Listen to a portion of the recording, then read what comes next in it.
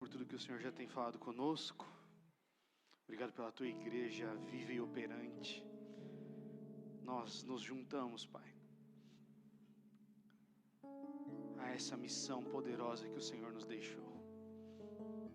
E que a tua palavra continue a ministrar em nosso coração e nos inspirar, em nome de Jesus.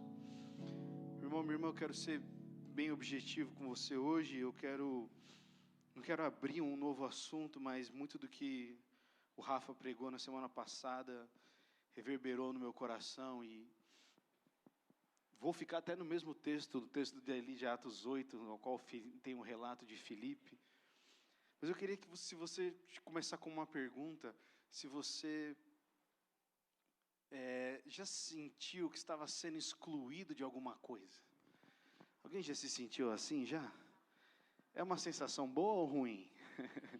É ruim, né? Às vezes a gente, com muitos anos trabalhando com jovens, uma grande reclamação que ouvimos durante sempre muitos anos é: tem uma panelinha ali, né? Tem uma panelinha ali na igreja, tem uma panelinha, né? E eu falava, então não devia existir panelinha no meio do povo de Deus, não é verdade, gente? Não devia existir acepção de pessoas, exclusão de pessoas, né? Mas muitas vezes a gente cai nessa questão da exclusão porque a gente não compreende verdadeiramente tudo aquilo que Jesus fez por nós, né? Eu quero, em cima do texto, como eu falei para vocês, eu quero lembrar disso, a lei judaica, que estava sendo aplicada nos tempos de Jesus, pelo ensino dos fariseus, ela fazia exatamente isso. Ela apresentava um Deus poderoso, que fez grandes coisas, eles cantavam vários hinos e declaravam os feitos grandiosos de Deus, mas ele excluía certas pessoas. Então a gente sabe que na lei existia mesmo essa separação lá, se você ler Levíticos, Deuteronômios, existia uma separação, mas nunca foi a intenção de Deus criar dois povos, onde um era excluído e o outro era aceito. Deus sempre falou: aqueles que creem em mim, esses serão o meu povo. E por isso que em Jesus, todo aquele que crê em Jesus é inserido na família de Deus, amém? Quantos foram inseridos na família de Deus, amém? Nós não éramos merecedores disso, mas por conta do sacrifício de Jesus fomos inseridos. Mas a gente entende que naquele momento ao qual Jesus chega, e é tão importante a gente ler Atos, nós estamos fazendo a leitura juntos da palavra, né, nosso plano de leitura, é tão importante a gente lembrar que quando Jesus chega lá, naquele primeiro século, naquele ano, no seu nascimento, existia uma cultura, existia uma opressão romana, existia uma casta de pessoas que o prazer delas era dizer que uns eram melhores que os outros. E não era pelo preciosismo da lei, mas era para falar: eu sou melhor do que você. E era praticamente uma cultura estabelecida isso. A cultura indiana tem muito disso. E não só no sistema de castas, mas até mesmo hoje na nossa cultura tem pessoas que se sentem melhor que outros porque são cristãos. Tem pessoas que se sentem melhor que outros porque, comparado àquele, eu não sou tão ruim assim. E esse é um espírito, meu irmão, minha irmã, que não pode haver no meio do povo de Deus, amém?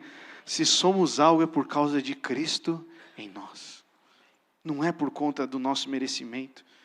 E a gente tem que tomar cuidado, porque Jesus confrontou diretamente esse tipo de exclusão. Quem que eram os excluídos na época de Jesus? Eu listei aqui alguns deles: os eunucos e os castrados, eles eram excluídos. A lei falava isso: nenhum homem castrado ou com o testículo esmagado poderá fazer parte da Assembleia do Senhor. Porque essa era uma prática constante nos outros povos, né? Alguns homens, eles eram fisicamente castrados para que eles não tivessem descendência. E porque eles não têm descendência, eles não têm nada a almejar. Porque eles não têm descendência, eles não têm nada a almejar. Então eles não vão deixar nada para os seus filhos. Então eles vão ter uma vida inteira de serviçal ao seu Senhor. Isso não foi o plano de Deus, não é verdade? O Senhor falou que nós deveríamos multiplicar, encher a terra, governar. O Senhor é um Deus de gerações. Os gentios, que são os não-judeus, eles não poderiam também congregar, eles não poderiam fazer parte da assembleia, da sinagoga, porque eles eram considerados impuros, idólatras, não podiam entrar no templo, somente na parte que tinha dos átrios dos gentios. Então, eles são idólatras, então eles não podem entrar. as mulheres, em certas situações, eram excluídas na época de Jesus. Levíticos 15 fala da impureza da menstruação, do parto, do fluxo, elas tinham que ficar separadas por um tempo. Em várias situações eram impedidas de tocar no homem, entrar no templo, ou até mesmo participar de festas. Pô, Gustavo, mas isso está na Bíblia? Está na Bíblia. Os leprosos e os enfermos, com doenças contagiosas, eles tinham que andar separados, eles tinham que mostrar claramente, falar que eles eram impuros, viver em isolamento fora das cidades. Mas isso também nós estamos falando numa situação, gente, onde as pessoas, onde você não tem assistência básica, você não tem um hospital, você não tem um remédio, você não tem absolutamente nada. As pessoas tinham que falar para não contagiar outras pessoas. Todas essas pessoas, os deficientes físicos, cegos, coxos, paralíticos, tinham restrições sacerdotais, eles não podiam, porque teve essa interpretação de que essa doença era castigo por conta do pecado deles. E aí Jesus vem e fala, não é castigo do pecado, eu vim para salvar. Vocês lembram disso, quando perguntam para Jesus, por que esse homem nasceu cego? E Jesus fala, o que importa se ele pecou, se o pai pecou, o importante é que aqui vai ser demonstrada a glória de Deus, e aquele cego é curado. Mas nós estamos falando, gente, os samaritanos, eles são uma mistura racial. Depois do exílio, eles constroem um templo em Gerizim, eles são considerados hereges, impuros, mas tudo disso existe essa questão política, humana. O tempo de Reis é um tempo conturbado, o tempo de Reis é um tempo que o povo está mais ouvindo o rei do que a Deus, e então esse nível de exclusão, esse nível de acepção de pessoas, esse nível de dizer, eu sou melhor que você, aumenta. Porque na falta da presença de Deus, aumenta as divisões entre nós. E isso aconteceu com o povo de Israel. A Bíblia é um livro maravilhoso porque ela mostra a realidade do ser humano. Não oculta nada. Oculta a Bíblia? Não. Ela mostra. Mostra o homem segundo o coração de Deus, mas mostra o homem que amou mais as coisas deste mundo. Mostra um Salomão temente ao Senhor, que começa a seguir nos passos do seu pai, mas termina envolto com as coisas da vida e termina amargo sozinho, porque amou mais as coisas deste mundo. Então, a gente tem que lembrar que essa é a realidade dos excluídos, e quando Jesus ele chega, ele rompe com todas essas coisas. E aí, então eu quero ler o texto de Atos 8 com você, que mostra exatamente o momento após a perseguição da igreja. Vocês vão lembrar que em Atos 7, Estevão, que talvez é o grande mártir desse livro de Atos, ele acabou de ser, meus irmãos, apedrejado até a morte. Na presença de Saulo, que depois se tornará o apóstolo Paulo. Se você lê Atos 7, a resposta que Estevão dá, cheio do Espírito Santo, as acusações e as coisas que estão falando contra ele, é tão maravilhoso. Mas aí você vê Estevão morrer de uma maneira drástica, mas você vê um despertar da igreja após a morte desse homem. E a gente não pode esquecer que o que nós vamos ler agora acontece depois da morte de Estevão. Depois de um impacto, depois de uma notícia ruim, depois de uma coisa inesperada, a igreja não se cala e vai para trás. Ela olha para frente e fala, agora nós vamos viver algo novo. E então, Atos 8, versículo 26 a 29, diz assim, um anjo do Senhor disse a Filipe, vá para o sul, para a estrada no deserto que liga Jerusalém a Gaza.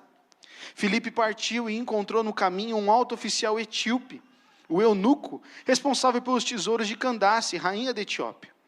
Ele tinha ido a Jerusalém para participar da adoração ao Senhor e estava no caminho de volta. Sentado em sua carruagem, lia em voz alta o livro do profeta Isaías. E então o Espírito disse a Filipe, quem disse ao Filipe? O Espírito disse a Filipe, aproxime-se e acompanhe a carruagem. Filipe correu até a carruagem e, ouvindo que o homem lia o profeta Isaías, perguntou-lhe, o Senhor compreende o que lê? O homem então respondeu, como posso entender sem que alguém me explique? E convidou Filipe a subir na carruagem e sentar-se ao seu lado. Era essa a passagem das Escrituras que ele estava lendo. E ele foi levado como ovelha para o matadouro, como cordeiro mudo diante dos tosqueadores, não abriu a boca. Foi humilhado e a justiça lhe foi negada. Quem pode falar de seus descendentes?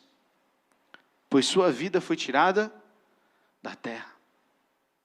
O eunuco então perguntou a Filipe, diga-me, o profeta estava falando de si mesmo ou de outro?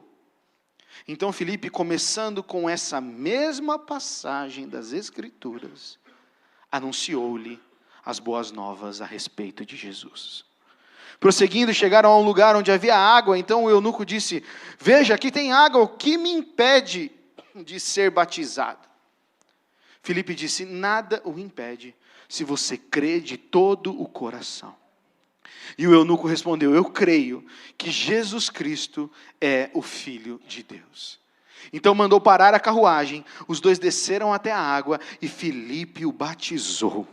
Quando saíram da água, o Espírito do Senhor tomou Filipe e o levou. O eunuco não tornou a vê-lo, mas seguiu viagem cheio de alegria.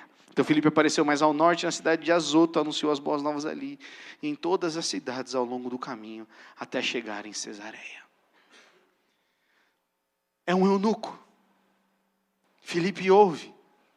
Eu não quero, por conta do tempo aqui, eu quero não vou me ater a tantos detalhes que tem nesse texto. Mas você vê um homem, como nós ouvimos na semana passada, obediente nos detalhes. Obediente no passo a passo, como o Rafael falou. Um homem que está interessado em ouvir a voz do Espírito Santo. E quem ouve a voz do Espírito Santo, ouve detalhes e recebe recompensas. Às vezes a gente é bom para ouvir uma direção genérica, mas muitas vezes o Senhor está falando, eu não quero te dar uma direção genérica, eu quero te dar o passo a passo, eu quero andar com você, eu quero que você esteja atento. Você percebe que Filipe, ele vai ao lado da carruagem, e ele não sai falando, vem aqui, para a sua vida para eu parar, ele ouve o que aquele eunuco está lendo. Ele pergunta, você está entendendo? Como é que eu posso lavar os seus pés? Como é que eu posso te ajudar? Como é que eu posso te servir? E aí então, aquele eunuco está lendo a história de Jesus, o texto de Isaías 53, que está falando de que Jesus não deixou descendentes. E aquele eunuco, na hora que ele lê aquele texto, ele fala, sou eu. Eu não posso deixar descendentes. E ele pergunta, o profeta está falando dele ou está falando de um outro? E Filipe pega a dor daquele eunuco, pega a dor do eunuco. Aquilo que está latente em seu coração, e a Bíblia diz que a partir desse texto, ao qual ele está lendo, ele apresenta as boas novas do Evangelho. Fala para o seu irmão do seu lado, conheça a Bíblia, para Deus te usar de verdade. Parte da dor, parte da necessidade, parte de um clamor, e o Evangelho se revela e responde a ele. Meus irmãos e irmãs, como é que Jesus respondeu aos excluídos? Jesus lá aos eunucos, Isaías 56 fala que eles vão ser incluídos no batismo. As mulheres, Jesus inclui elas radicalmente, toca e cura a mulher com fluxo de sangue. Jesus ensina mulheres, ele aparece primeiro a mulheres. Gentios, Jesus ele rompe com isso, ele conversa com a mulher cirofenícia, ele cura o servo do centurião. Ele purifica o templo para falar em favor dos gentios. Jesus com os leprosos, o que ele faz? Ele toca. Ele toca nos leprosos. Porque ele sabe que a pureza dele é mais poderosa. Meus irmãos, o que ele faz com os cobradores de impostos? Outros que estão fora. Jesus chama ele, Mateus, entra na sua casa. Fala que Zaqueu é filho de Abraão. Fala, você não é qualquer um, não, você é filho de Abraão, porque você crê. O que ele faz com os pecadores públicos, gente? Mulher pega em adultério, prostituição. Ele faz o quê? Perdoa, acolhe, come com os pecadores. O que Jesus faz com os deficientes físicos, excluídos, coxos? Cura, reintegra, fala, vai lá, paga lá o seu imposto lá na sinagoga e volta a congregar lá. Porque você foi restaurado. Você pode estar... Gente, estar na Assembleia do Senhor significava para aquele povo judeu ter acesso àquilo que Deus estava dizendo. Estar na Assembleia, aqui, quando a gente vai falar do Novo Testamento, não é ir numa igreja igual nós estamos indo aqui. Estar na Assembleia era o único local que eles podiam ouvir sobre a palavra de Deus. Porque nós não temos, nesse momento, cópias da Bíblia distribuídas no meio do povo. Só os mestres da lei que poderiam abrir na sinagoga o rolo do profeta Isaías e ministrar. Eles estavam excluídos de ouvir a palavra de Deus. Isso não bate na nossa cabeça porque a gente tem Bíblia no celular. Mas aqui esses excluídos que Jesus está inserindo eles, curando eles, restaurando eles e fala, vai para a sinagoga. Porque lá você vai ouvir o que Deus disse para os profetas. Vai voltar a viver em comunhão. Jesus cura e restaura essas pessoas e fala que não as condena para que elas sejam reinseridas na comunhão. Por isso que não existe cristão sozinho. Ah, mas eu oro na minha casa. Que bom! Você precisa de comunhão. Você precisa estar com outros. Jesus reintegra eles na comunhão. Por isso que nós temos célula. Célula não é estratégia para crescer a igreja. Célula é estratégia para pastorear as pessoas e fazer com que muitas pessoas que não conhecem a Jesus falem, explica isso para mim. Explico. Deixa eu dizer o que Jesus fez na minha vida. É inserção. Jesus faz o que com os samaritanos? Ele fala com a mulher samaritana. Se revela primeiro a ela, que Ele é o Messias. Ele quebra todos os paradigmas. Porque Jesus, Ele está mais interessado em incluir as pessoas no seu reino eterno, do que em excluir pelas suas faltas terrenas. Muitas pessoas estão excluindo os outros, porque estão olhando da perspectiva natural e terrena. E a cruz, ela inclui todo aquele que crê. Se o mestre aceitou, quem sou eu para não aceitar? Gente, a igreja não é para ser um clube de gente boa. É para ser um lugar de gente que foi alcançada e sabe o valor. Sem Cristo eu estaria num buraco. Quando curam aquele homem que ficou cego, e os fariseus vão fazer aquele questionamento para ele, mas você era cego de nascença mesmo? Chama o seu pai aqui. E eles fazem todo aquele questionário para descobrir se ele era cego ou não. Sabe o que aquele cego fala? Ele falou, eu não sei o que vocês estão falando. Eu só sei que eu era cego e agora eu vejo. E foi Jesus. Eu não sei mais nada, eu não entendo essas politicagens que vocês estão falando. Eu não entendo se ele pode ou não me curar no sábado. O importante é eu era cego, agora eu vejo. E quem fez isso foi Jesus Cristo. E às vezes a gente está mais no time da exclusão. A gente está mais no time de ficar separando as coisas.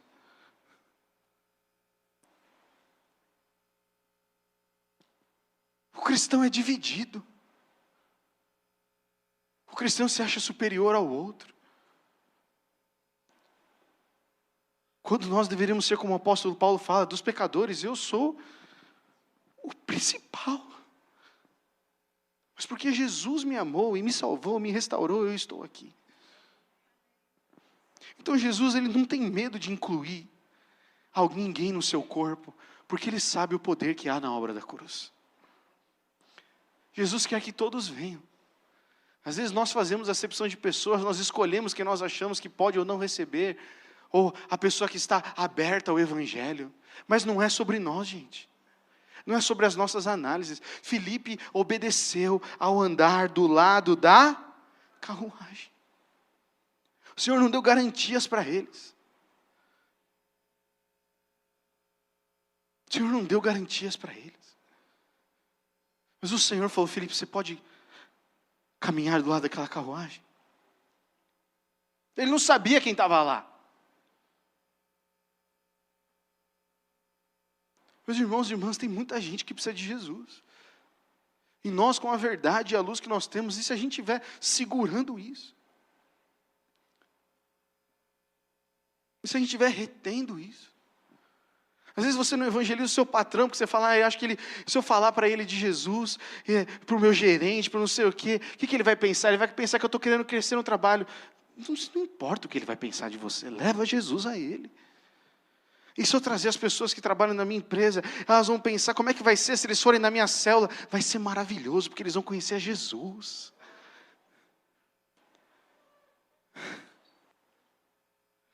Tem pessoas que estão esperando, e elas estão à distância de uma atitude de compaixão.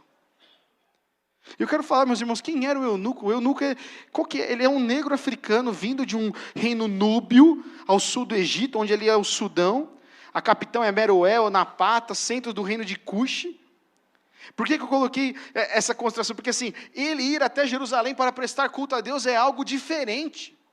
É uma carruagem diferente, a roupa dele é diferente, o tom de pele dele é diferente. Aquele homem chegando lá para prestar culto é uma coisa que as pessoas olhavam e falavam, esse cara adorar ao nosso Deus? Ele já sofreu um preconceito por estar lá. Mas ele é alguém altamente educado, gente. Ele é fluente no grego, ele é capaz de ler Isaías em voz alta. A pessoa que tinha essa posição na corte, ele é o tesoureiro real. Ele administra os recursos da rainha de Candace. Tem um estudioso, o Craig Kinner, no seu livro, ele fala que esse eunuco, ele é um homem temente a Deus, e ele buscava se aproximar de Deus, do Deus de Israel, apesar das restrições legais. Eu fui atrás disso, eu falei, mas como é que o evangelho chegou no Sudão? Está rolando ali, Jesus tinha acabado de ressuscitar, mas tem vários historiadores que falam que nesses 3 anos ao qual Jesus fez os milagres e curou as pessoas, Jesus sempre fez nas regiões circunvizinhas a Jerusalém. É uma rota, é um lugar de muita rota de comércio. Então eles falam que é muito provável que vários mercadores passaram por ali, desceram para o norte da África, foram ali para o Egito, Tunísia e para a parte central da África, viram e ouviram falar de Jesus e levaram essa história. E aí nós temos então este homem africano do Sudão, tendo acesso ao livro do profeta Isaías, lendo e crendo. Ele leu e creu, sem nunca ninguém ter explicado para ele. E a gente vê ele pedindo então a liberação ali da sua rainha para ir até Jerusalém. Embora nem todo eunuco no mundo antigo fosse fisicamente castrado, Lucas repete várias vezes para ressaltar essa condição.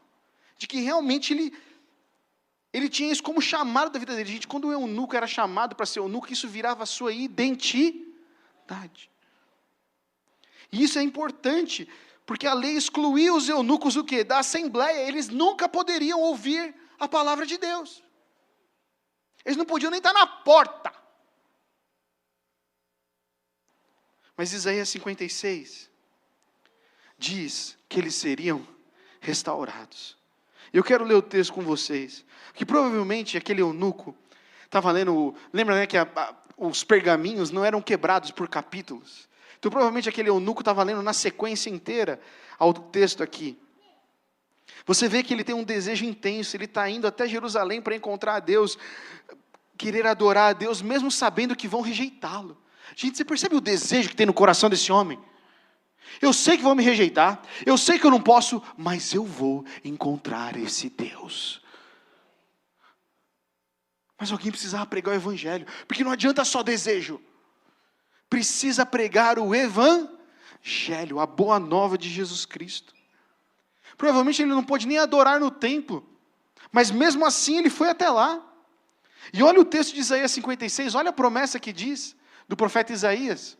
Não permitam que o estrangeiro comprometido com o Senhor, olhem esse texto, meus irmãos e irmãs, diga, o Senhor jamais me deixará fazer parte do seu povo. E não permitam que o eunuco diga, sou uma árvore seca, sem filhos e sem futuro. Pois assim diz o Senhor, eu abençoarei os eunucos que guardarem os meus sábados, guardarem a minha lei, e fizerem o que me agrada, e se apegarem à minha aliança. Eu lhes darei dentro dos muros da minha casa, um memorial e um nome muito maior que filhos e filhas. Pois o nome que lhes darei é permanente e nunca desaparecerá. Imagina um eunuco ler isso. É inspirador ou não? eunuco, ele está excluído por sua condição, mas ele tem um desejo de encontrar Deus. E a vida dele é resolvida quando ele se identifica com Jesus, quando ele ouve a boa nova, e ele então traz a conexão. Ele se sente amado, porque Jesus entendeu o que ele passa. E diante desse esclarecimento, ele fala: o que me impede de ser batizado? Não importa quem eu sou no reino de Cuxi. Não importa se eu cuido de dinheiro da rainha de Meroé. Não importa se eu não vou poder entrar numa sinagoga e ser aceito pelas pessoas que acham que eu tenho que viver de um jeito certo para poder sentar num culto. O importa é que Jesus Cristo morreu por mim na cruz. O importa é que Jesus Cristo me deu um novo nome. O importa é que Jesus Cristo me colocou onde eu não poderia estar. O que me impede de ser batizado? O que me impede de ser batizado? Por isso, meu irmão, minha irmã, quantos eunucos estão ao nosso redor? Existe uma infinidade de pessoas que se sentem excluídas pelo seu erro, pelo seu pecado, pelo seu passado, sua insistente condenação. E o que Jesus faria com eles, gente? O que Jesus faria com essas pessoas? Nós não temos hoje uma prática de eunuco aqui no Brasil vir castrar alguém. Mas quantas pessoas estão castradas nos seus sonhos, nas suas emoções, nos seus casamentos, nas suas liberdades, nos seus relacionamentos, porque carregam um peso de condenação sobre o seu coração. E nós estamos gastando o nosso tempo contemplando e adorando, e o Senhor está falando: vocês deviam andar do lado da carruagem deles. Vocês deviam estar perguntando para eles o que eles precisam. Vocês deviam estar explicando que essa dor a qual eles estão passando, Jesus Cristo não só identificou-se com ela, mas trouxe cura e libertação. Só que para isso envolve envolvimento. Filipe, gente, você imagina, ele vai ao lado da carruagem e fica ouvindo. Não tem uns assuntos que chegam no seu ouvido que você fala: por que estão falando isso para mim? Do nada chega uma pessoa e começa a falar que está com problema no casamento e não sei o que, aí você fala: ainda bem que é ela, não sou eu. Ou você fala: Senhor, que oportunidade, que porta de carruagem que foi aberta para mim hoje, para eu poder sentar do lado e falar do teu amor e da tua esperança. Nós somos os chamados para fazer o convite à mesa das pessoas, para que os outros, vendo tudo que Jesus foi, sofreu e quem Ele é, sejam impactados e decidam se render a Ele. Não é a gente que vai resolver o problema do casamento do fulano, mas é Cristo. Mas se uma necessidade, meu irmão, minha irmã, nós ouvimos isso do pastor Marciano aqui quando ele veio. Se alguém fala para você de uma necessidade, abriu uma janela para você ser uma voz de Deus. Abriu.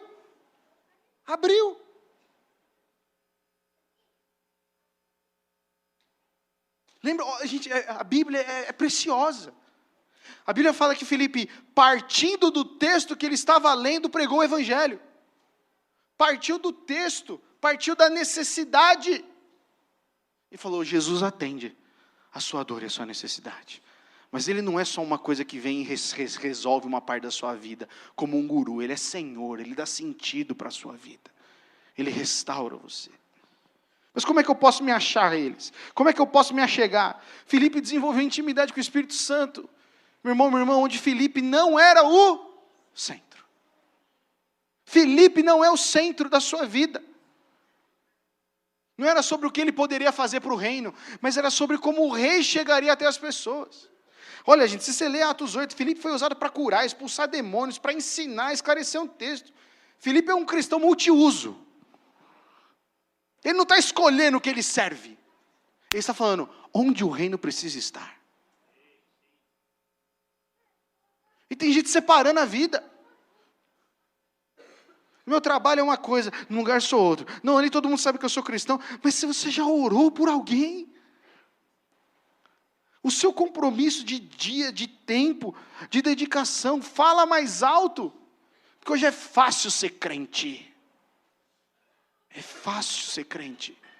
Difícil é nós renunciarmos tudo por Jesus. Porque a renúncia tem um custo que muitas vezes não mostra para as outras pessoas. Filipe, ele estava disposto a responder aquilo que o Espírito Santo iria direcioná-lo. Em Atos 8, meu irmão, minha irmã, o Espírito Santo é especialista em tirar escamas dos olhos. Se você lê o Atos 8, a sequência inteira, o capítulo inteiro, você tem Paulo literalmente experimentando isso. A Bíblia falando que depois que Ananias ora por ele, como se escamas caíssem dos seus olhos. A gente vê na descrição de Lucas, que escreve Atos, Ananias tendo que mudar os seus olhos com relação a Paulo. Ananias fala, não, Senhor, você não está entendendo. Só para te lembrar, Saulo é aquele que estava vindo para matar a gente. E aí o Senhor fala, peraí, você está vendo de um jeito, deixa eu falar quem vai ser Paulo, porque Paulo tem um propósito para mim. Pode não ter para você, mas para mim tem. E aí nós temos Felipe, vivendo essas experiências ousadas e incríveis, não porque ele tinha algum preparo, mas porque ele olhou e não julgou. Gente, a vida de Felipe, o Espírito Santo não é um acessório para conquistar aquilo que ele quer. Na vida de Felipe, deste homem, a qual nós temos pouco relato dele, ele só vai aparecer praticamente nesse início do livro de Atos. A gente vê ele falando assim, é por Cristo. Eu vou por Cristo. Eu não vou ficar fazendo conta. Estevão, meu amigo, morreu. E eu quero trazer isso, meu irmão, porque a gente vai ter que esperar alguém que nós amamos morrer para a gente despertar. Porque no momento de tristeza, de morte, a gente sempre pergunta, será que foi para o céu ou não? Porque lá no fundo a gente tem essa insegurança. Mas aqueles que têm Cristo não têm essa insegurança, amém? Não tem. Crê em Jesus. Descansa. Mas às vezes a gente só se move quando acontece uma coisa drástica. Felipe vê aquele seu amigo morrer, apedrejado, autorizado pelos governantes. E dizendo que se aquele meu amigo morreu por Cristo, mas ele está na glória, porque vocês lembram que a Bíblia fala que antes de Estevão morrer, o que ele vê? Os céus abertos. Ele fala, eu preciso falar de Jesus. Eu preciso amar as pessoas. Então sabe, meus irmãos e irmãs, quando nós nascemos de novo, nós não podemos mais ser o centro. Cristo é o centro. Por isso que o Espírito Santo flui na medida que Cristo reina nas nossas vidas, desejos, planos e sonhos. Muitos anos de crente, gente. Eu tenho 35, mas eu estou bastante tempo crente na vida. Pela graça e misericórdia do Senhor. Mas o que tem de gente querendo, como Simão, que nós vimos, usar o Espírito Santo para si mesmo. E não desfruta do Espírito, porque não se fizeram igual Felipe. Para onde eu vou, Senhor? É para eu andar do lado da carruagem, eu vou. É para curar enfermo, eu vou. É para ensinar alguém a fazer uma devocional, entender um texto, eu vou. É para abrir a minha casa para uma célula, eu vou. É para discipular alguém, eu vou. É para ir atrás de uma ovelha que desgarrou, eu vou. Eu vou, Senhor. Porque eu um dia era essa e o Senhor veio atrás de mim. A gente não pode esquecer de onde Deus nos tirou. Porque senão a igreja vira sobre nós. Eu não me sinto aceito, eu não me sinto encaixado. Não é para se sentir. É para falar, eu sou parte do corpo ao qual Cristo é o cabeça. E eu pertenço a uma família que está obedecendo a Jesus. E isso muda a gente. Não dá para um cristão que entendeu isso, usar o Espírito Santo como acessório. Eu estou precisando trocar de carro. Fala, Espírito Santo, para mim, se é um momento certo, ou se vai mudar a taxa de juros no mês que vem. Espírito Santo, gente, ele pode, mas isso é menosprezá-lo. Isso é menosprezar o agir do Espírito Santo. Porque ele veio para glorificar o Pai, não para tornar a nossa vida melhor.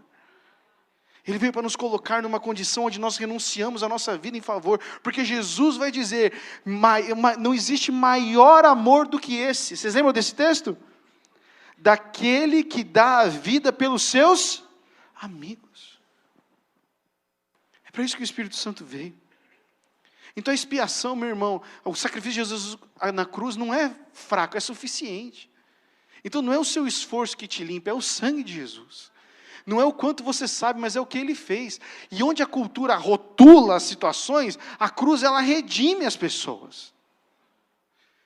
A cruz é o lugar onde Deus trata o pecado, cura a vergonha e inclui o excluído. Jesus ele resolve a situação na cruz. Só que a gente precisa entender que um dia nós estivemos lá. Meu irmão, minha irmã, a partir do momento que nós esquecemos que aquela cruz era nossa,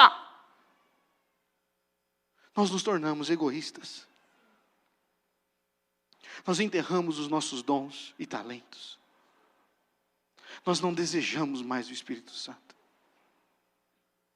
E eu falo isso com santo temor no meu coração, porque isso foi uma estação da minha vida. Foi uma estação da minha vida.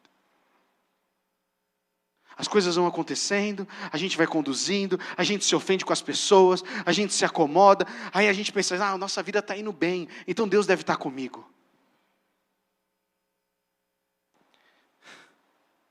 E Deus está muito mais interessado em nos encher. Deus está muito interessado que a gente cumpra a missão, que a gente não se esqueça de onde nós fomos tirados. Por isso que conhecer o Espírito Santo, meu irmão, minha irmã, como Felipe conheceu, e quando a gente entende a sua função real, que não é ser um acessório, um brinde na nossa vida cristã, faz com que a gente ore de maneira diferente. A banda pode subir aqui. O Espírito Santo, eu sei que estás aqui. Há alguém no meu trabalho que precisa de oração hoje? Você entende que muda?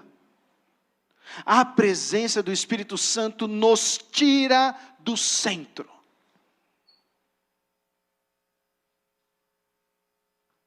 A presença do Espírito Santo nos incomoda se a maior parte do nosso tempo é sobre os nossos próprios planos.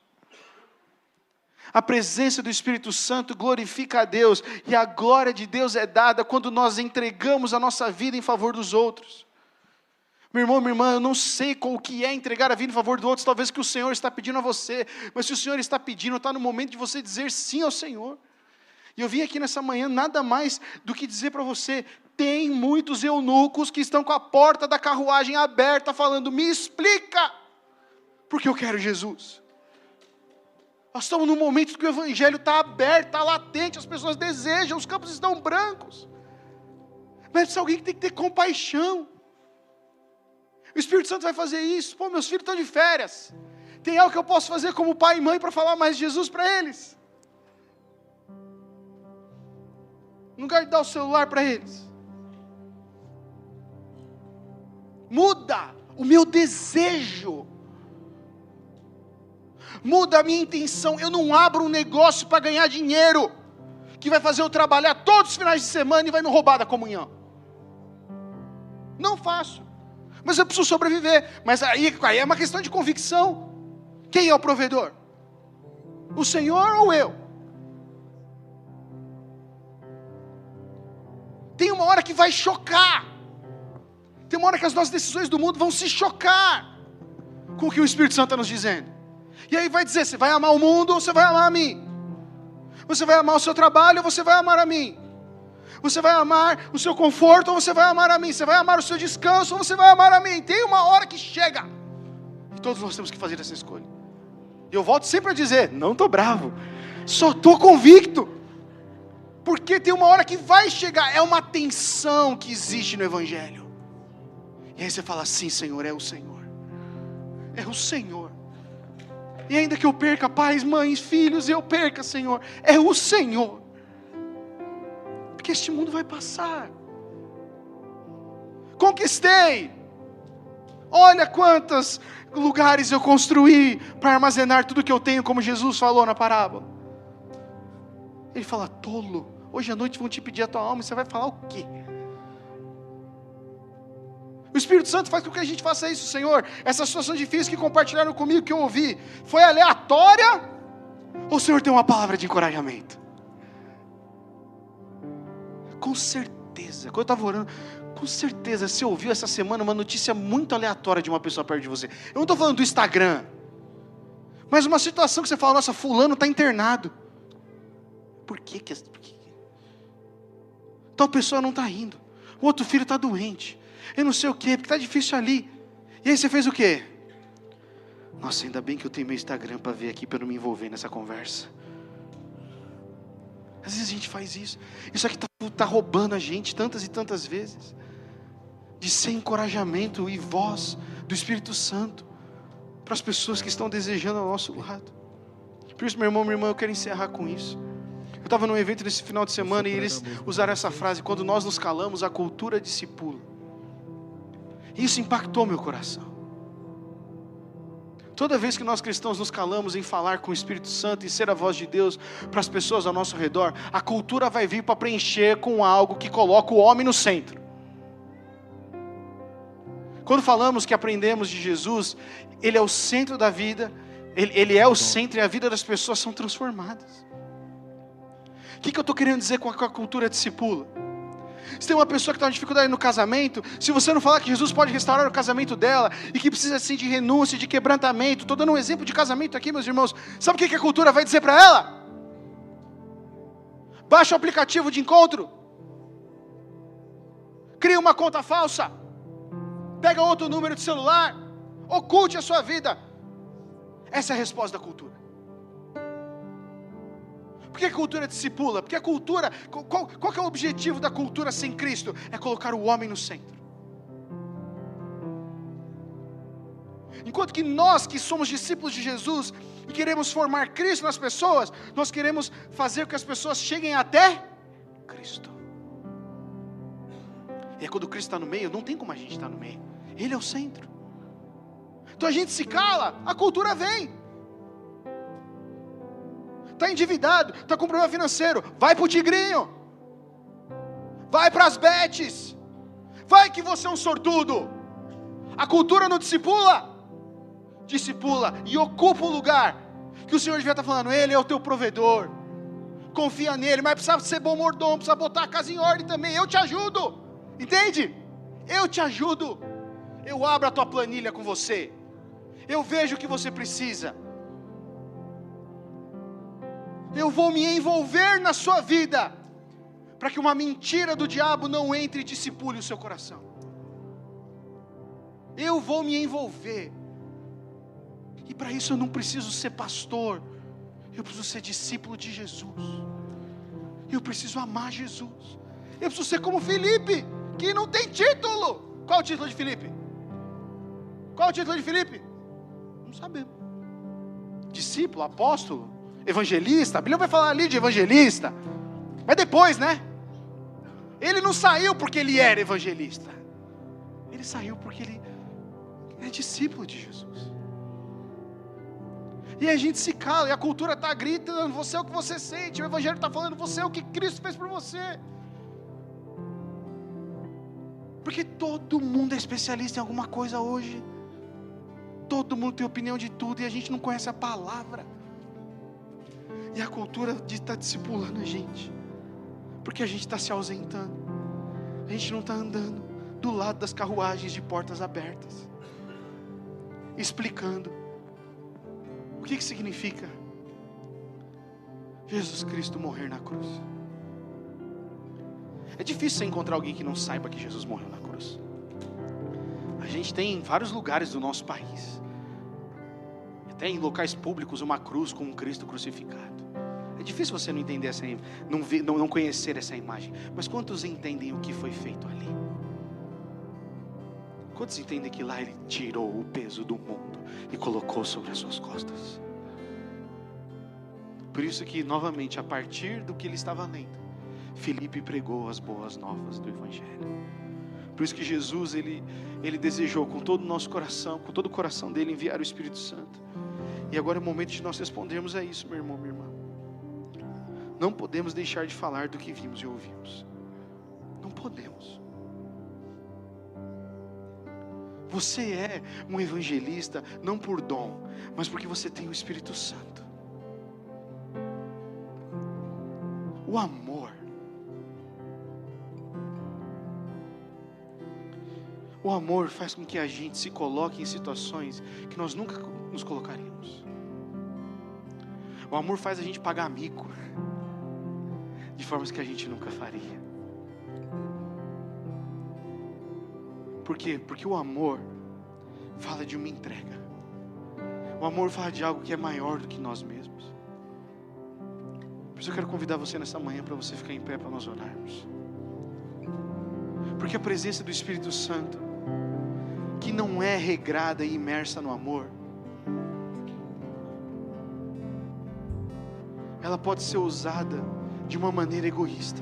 E o Senhor não quer que nós sejamos egoístas. O egoísmo não é uma marca de cristão, amém? O egoísmo não é a marca de um cristão. A acepção de pessoas, excluir pessoas, não é a marca de um cristão. Sabe, mas qualquer um pode entrar aqui? Qualquer um pode entrar aqui. Mas precisa conhecer ao Cristo ressurreto da cruz. Mas e a situação? Não importa a situação. Importava para o eunuco. Não, mas diante do Evangelho, o eunuco teve que tomar uma decisão. Então qualquer pessoa que pisar aqui, não importa o histórico dela, ela vai ser apresentada à cruz. E ela vai ter que tomar uma decisão. Quero abandonar o meu pecado, seguir a Jesus, quero permanecer no pecado. Quero permanecer no pecado, então não vai dar, porque Jesus não coabita com o pecado. Mas eu quero, não sei como, mas eu quero Jesus. Então nós vamos andar com você, porque onde a cultura está dizendo que você não se encaixa, que você é isso, que você é aquilo, Jesus fala, você é meu filho amado, você é minha filha amada, e eu tenho um propósito para a sua vida. Isso é o reino de Deus, mas Ele precisa de você e de mim. Ele escolheu assim. Ele escolheu se manifestar através dos seus filhos e filhas. Somos os seus pés, somos os seus braços, somos as suas mãos, somos nós. Não delega para terceiro. A moto passa, o dinheiro passa, as conquistas passam, os filhos crescem, a vida muda, e no final o que sobra são as vidas para Cristo.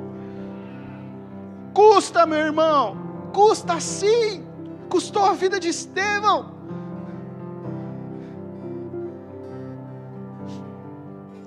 Mas também um nível do que esses homens experimentaram de Deus não está escrito. Não dá. Não deu para registrar tudo. Poxa, um cara de ser transladado de um lugar para o outro já foi incrível. Para mim que gosto de ficção científica, maluco, o cara foi de um lugar, a Enterprise, foi de um lugar para o outro. Foi para um outro planeta. Se Jesus pôde fazer isso para cumprir o reino dele, o que ele pode fazer na nossa vida, meu irmão, minha irmã?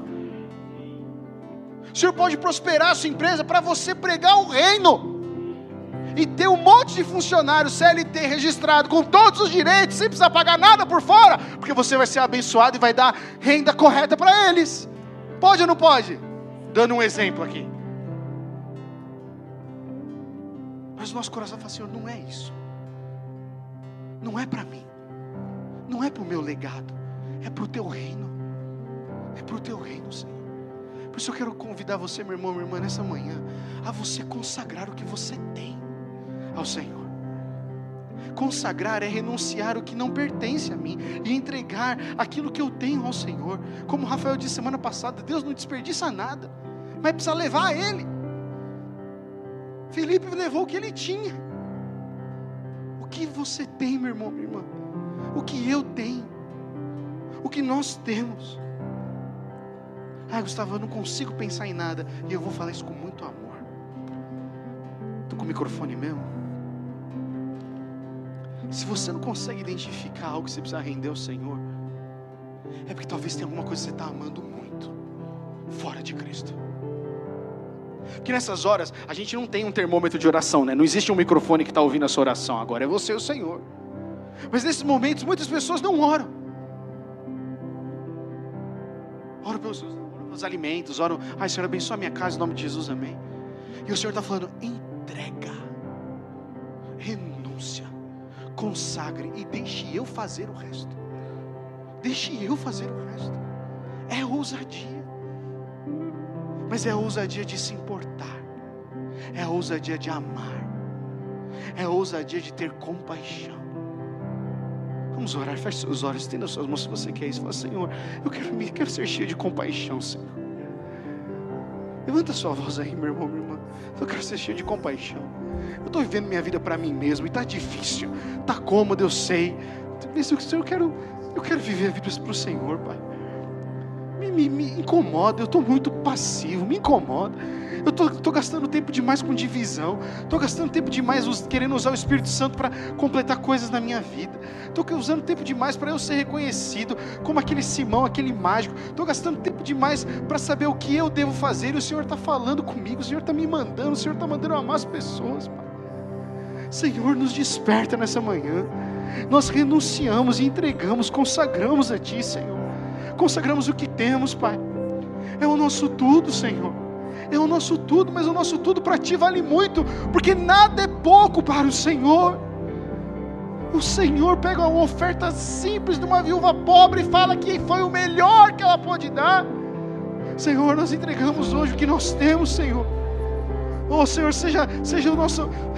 Senhor, seja os nossos recursos, seja os nossos dons, talentos, seja o nosso tempo, Senhor, seja a nossa influência, seja a nossa posição no trabalho, seja a nossa casa, Senhor, nós rendemos a Ti, Senhor.